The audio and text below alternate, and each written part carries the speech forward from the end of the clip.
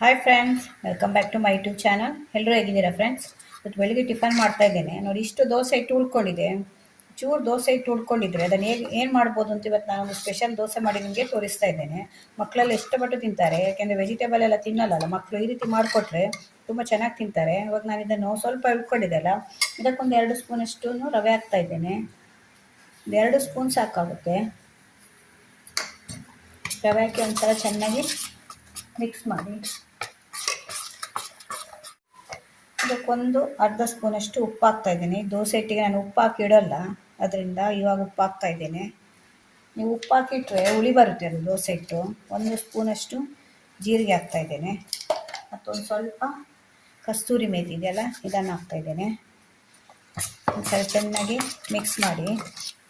ತುಂಬ ಚೆನ್ನಾಗಿರುತ್ತೆ, ಇದು ಡಿಫ್ರೆಂಟ್ ಆಗಿರುತ್ತೆ, ಮಕ್ಕಳಿಗೆ ಚೇಂಜ್ ಇರುತ್ತೆ. ಬರೀ ನಾವು ಯಾವಾಗಲೂ ಅದೇ ದೋಸೆ ಹಾಕಿ ಕೊಟ್ಟರೆ, ದೋಸೆ ಇಟ್ಟು ಮನೇಲಿ ಉಳಿದಿರುತ್ತಲ್ಲ ನಾವು ಮಾಡಿ ಅದರಲ್ಲಿ ಮಾಡ್ಕೊಳ್ಬೋದು ಈಸಿಯಾಗಿ. ಇವಾಗ ಇದು ಇಷ್ಟ ಆಯ್ತಲ್ಲ, ಇವಾಗ ಇನ್ನೊಂದು ತೋರಿಸ್ತೇನೆ ನಿಮಗೆ. ಇದೊಂದು ಸ್ವಲ್ಪ ಕಡಲೆಕಾಳು ತೊಗೊಂಡಿದ್ದೇನೆ. ಇದು ಕಪ್ಪು ಕಡಲೆ ಇದೆಯಲ್ಲ, ಇದು ತೊಗೊಂಡಿದ್ದೇನೆ ಸ್ವಲ್ಪ. ಇದನ್ನು ಇವಾಗ ಒಂದು ಮಿಕ್ಸಿ ಜಾರಿಗೆ ಹಾಕ್ಕೊಳ್ತಾ ಇದ್ದೇನೆ. ಇದು ಪ್ರೋಟೀನ್ ದೋಸೆ ಅಂತಾದರೂ ಹೇಳ್ಬೋದು. ತುಂಬ ಒಳ್ಳೆ ಪ್ರೋಟೀನ್ ಇರುತ್ತೆ ಇದು. ಡಯಟ್ ಮಾಡೋರಿಗೆ ಕೂಡ ಒಳ್ಳೆಯದಿದು.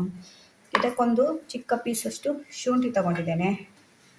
ಶುಂಠಿ ಇದನ್ನು ಕೂಡ ಮಿಕ್ಸಿಯಲ್ಲಿ ಹಾಕಬೇಕು. ಮತ್ತೊಂದು 2 ಹಸಿಮೆಣಸಿನ್ಕಾಯಿ ತೊಗೊಂಡಿದ್ದೇನೆ. ಇದನ್ನೆಲ್ಲ ಮಿಕ್ಸಿಯಲ್ಲಿ ಹಾಕ್ಕೊಂಡು ಬರ್ತೇನೆ. ಇವಾಗ ಇದು ಕಡಲೆ ಮತ್ತು ಶುಂಠಿ ಹಸಿಮೆಣಸಿನ್ಕಾಯಿ ರುಬ್ಕೊಂಡಿದ್ದೇನಲ್ಲ, ಅದನ್ನು ಕೂಡ ಇದಕ್ಕೆ ಹಾಕ್ತಾ ಇದ್ದೇನೆ. ಒಂದ್ಸಲ ಟ್ರೈ ಮಾಡಿ ನೋಡಿ, ತುಂಬ ಚೆನ್ನಾಗಿರುತ್ತೆ ಇದು.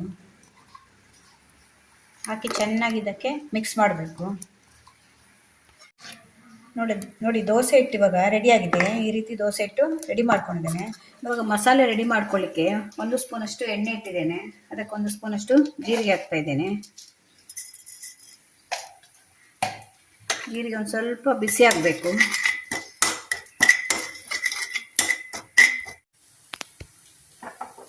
ನೋಡಿ, ಜೀರಿಗೆ ಈಗ ಬಿಸಿಯಾಗಿದೆ. ಇವಾಗ ಈರುಳ್ಳಿ ಹಾಕ್ತಾ ಇದ್ದೇನೆ. ಒಂದು ಈರುಳ್ಳಿ ಕಟ್ ಮಾಡಿ ಇಟ್ಕೊಂಡಿದ್ದೆ ಅಲ್ಲ, ಇದನ್ನು ಹಾಕ್ತಾ ಇದ್ದೇನೆ.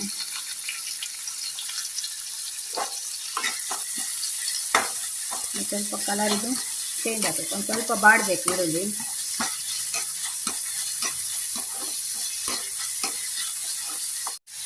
ಒಂದು ಸ್ವಲ್ಪ 1/4 ಸ್ಪೂನಷ್ಟು ಉಪ್ಪು ಹಾಕ್ತಾ ಇದ್ದೇನೆ. ಉಪ್ಪು ಹಾಕಿದ್ರೆ ಬೇಗ ಈರುಳ್ಳಿ ಬಾಡುತ್ತೆ ಅಂತ. ಒಂದು ಸ್ವಲ್ಪ ಕರಿಬೇವು ಹಾಕ್ತಾ ಇದ್ದೇನೆ. ಇವಾಗ ಕ್ಯಾರೆಟ್ ತೊಗೊಂಡಿದ್ದೆಲ್ಲ, ಒಂದು ಕ್ಯಾರೆಟ್ ತುರಿದು ಇಟ್ಕೊಂಡಿದ್ದೆ, ಅದನ್ನು ಕೂಡ ಹಾಕ್ತಾ ಇದ್ದೇನೆ.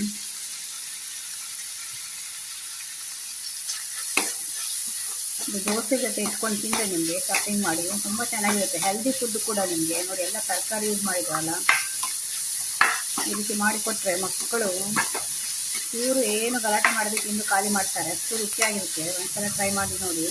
ಇದು ಸ್ವಲ್ಪ ಬಾಡಿದೆ ಅಲ್ಲ, ಈಗ ಕ್ಯಾರೆಟು ಬಾಡಿದ ಮೇಲೆ ಕಾರ್ನ್ ಇಟ್ಕೊಂಡಿದ್ದೇವಲ್ಲ, ಕಾರ್ನ್ ಕೂಡ ಹಾಕ್ತಾ ಇದ್ದೇನೆ. ಈ ಕಾರ್ನ್ ಕೂಡ ತುಂಬ ಒಳ್ಳೆಯದು ನಮಗೆ. ಜೋಳ, ಮಕ್ಕಳು ಈ ಜೋಳ ಹಾಕಿದರೆ ತುಂಬ ಇಷ್ಟಪಟ್ಟು ತಿಂತಾರೆ. ಮಕ್ಕಳಿಗೆ ಜೋಳ ಅಂದರೆ ತುಂಬ ಇಷ್ಟ ಅಲ್ಲ.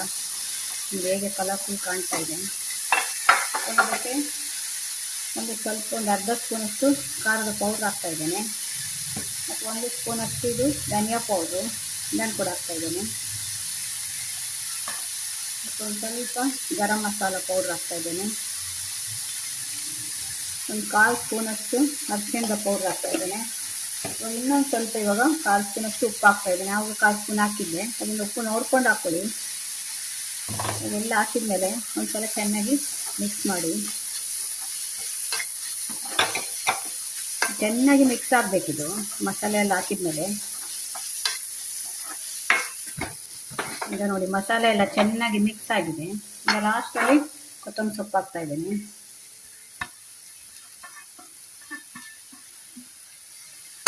ಹೆಲ್ದಿ ಫುಡ್ ಇದು. ದೋಸೆ ಹಿಟ್ಟೆಲ್ಲ ಉಳಿದಿರುತ್ತಲ್ಲ, ಆ ಟೈಮಲ್ಲಿ ಇದು ಮಾಡ್ಕೊಳ್ಬೋದು. ಈಗ ಕಲರ್ಫುಲ್ ಕಾಣ್ತಿದೆ ನೋಡಿ.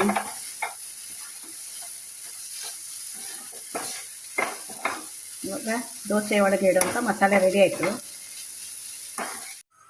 ಇವಾಗ ದೋಸೆ ಹಾಕಲಿಕ್ಕೆ ತವ ಇಟ್ಟಿದ್ದೇನೆ. ಈಗ ಬಿಸಿಯಾಗಿದೆ. ಇವಾಗ ದೋಸೆ ಹಾಕ್ತೇನೆ.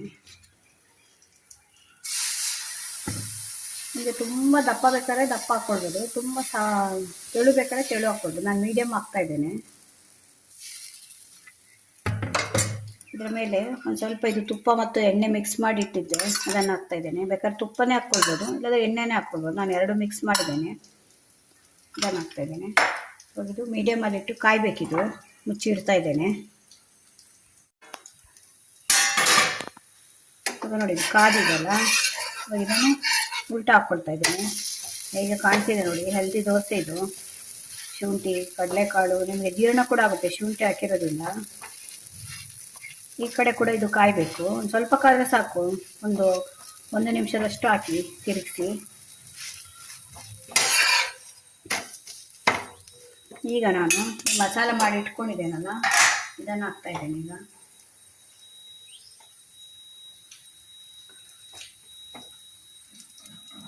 ಈ ರೀತಿ ಸ್ಪ್ರೆಡ್ ಮಾಡಿ ಅದರ ಮೇಲೆ.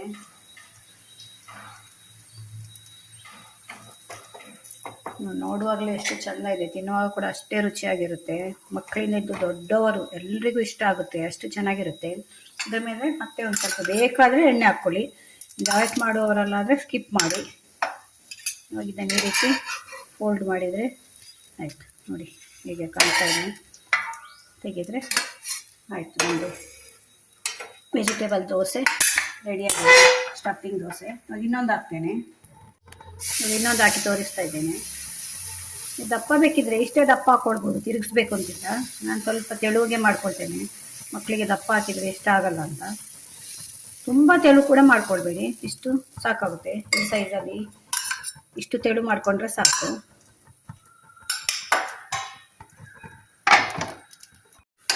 ಈಗ ಕಾದಿದೆ, ಈಗ ತಿರುಗಿಸಿ ಹಾಕ್ತಾ ಇದ್ದೇನೆ. ಜೊತೆಗೆ ಹಿಂದೆ ಕೂಡ ಸ್ವಲ್ಪ ಎಣ್ಣೆ ಹಾಕ್ಕೊಳ್ಬೋದು, ಆದಷ್ಟು ಎಣ್ಣೆ ಕಡಿಮೆ ಹಾಕೋಣ ಅಂತ ಅಷ್ಟೇ. 1 ಸ್ಪೂನ್ ಹಾಕಿದರೆ ಸಾಕಾಗುತ್ತೆ. ಈ ರೀತಿ ಸ್ಪ್ರೆಡ್ ಮಾಡ್ತಾ ಇದ್ದೇನೆ. ನಿಮಗೆ ಒಳಗಡೆ ಮಸಾಲೆ ಎಷ್ಟು ಬೇಕೋ ಅಷ್ಟು ಹಾಕೊಳ್ಳಿ. ಸ್ವಲ್ಪ ಕೆಲವರಿಗೆ ಜಾಸ್ತಿ ಬೇಕು, ಕೆಲವರಿಗೆ ಕಡಿಮೆ ಬೇಕು. ಅದರಿಂದ ತುಂಬ ಜಾಸ್ತಿ ಹಾಕಿದರೆ ಕೂಡ ಅದು ಹೊರಗಡೆ ಬರುತ್ತೆ. ಅದರಿಂದ ಇಷ್ಟು ಹಾಕ್ಕೊಂಡ್ರೆ ಸಾಕು. ನೀವು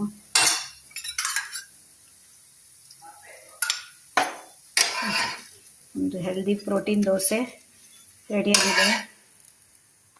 ನೋಡಿ ಹೇಗೆ ಕಾಣ್ತಾ ಇದೆ ಅಂತ. ನೋಡಿ ಫ್ರೆಂಡ್ಸ್, ನಮ್ಮದು ಹೆಲ್ದಿ ದೋಸೆ ರೆಡಿಯಾಗಿದೆ. ಹೇಗೆ ಕಾಣ್ತಾ ಇದೆ ನೋಡಿ, ಒಳಗಡೆಯಿಂದ ತುಂಬ ರುಚಿಯಾಗಿರುತ್ತೆ.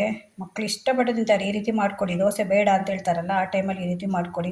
ಮತ್ತು ನಿಮ್ಮ ಹತ್ರ ಉಳಿದಿರುತ್ತಲ್ಲ ದೋಸೆ, ಚೂರು ಉಳಿದಿರುತ್ತೆ, ಆ ಟೈಮಲ್ಲಿ ಈ ರೀತಿ ಮಾಡ್ಕೊಳ್ಬೋದು. ಇಲ್ಲಾಂದರೆ ಹೆಚ್ಚಾಗಿ ನಾವು ಉಳಿದ ದೋಸೆಯಲ್ಲಿ ಏನು ಮಾಡ್ತೇವೆ, ಒಂದು ಪಡ್ಡು ಅದು ಇದೆಲ್ಲ ಮಾಡ್ತೇವೆ, ಈರುಳ್ಳಿ ದೋಸೆ ಎಲ್ಲ ಮಾಡ್ತೇವಲ್ಲ. ಈ ದೋಸೆ ಕೂಡ ಒಂದು ಹೆಲ್ದಿ ದೋಸೆ ಕೂಡ ಟ್ರೈ ಮಾಡಿ. ತುಂಬ ಹೆಲ್ದಿ, ಡಯಟ್ ಮಾಡೋರಿಗೆ ಕೂಡ ಆಗುತ್ತೆ. ಒಂದು ಸ್ವಲ್ಪ ಆಯಿಲ್ ಸ್ಕಿಪ್ ಮಾಡಿಕೊಂಡ್ರೆ ಆಯಿತು ಡಯಟ್ ಮಾಡೋರು. ಇದು ದೊಡ್ಡದಿದೆ, ಮಕ್ಕಳು ತಿನ್ನಲ್ಲ ಇಷ್ಟು ದೊಡ್ಡದು ಅಂದರೆ, ಸ್ವಲ್ಪ ಕಟ್ ಮಾಡ್ಕೊಂಡು ಕೂಡ ಕೊಡ್ಬೋದು. ಈ ರೀತಿ ನೀವು ಕಟ್ ಮಾಡ್ಕೊಂಡು ಕೊಡಿ. ಇದು ಮಧ್ಯದಲ್ಲಿ ಈ ರೀತಿ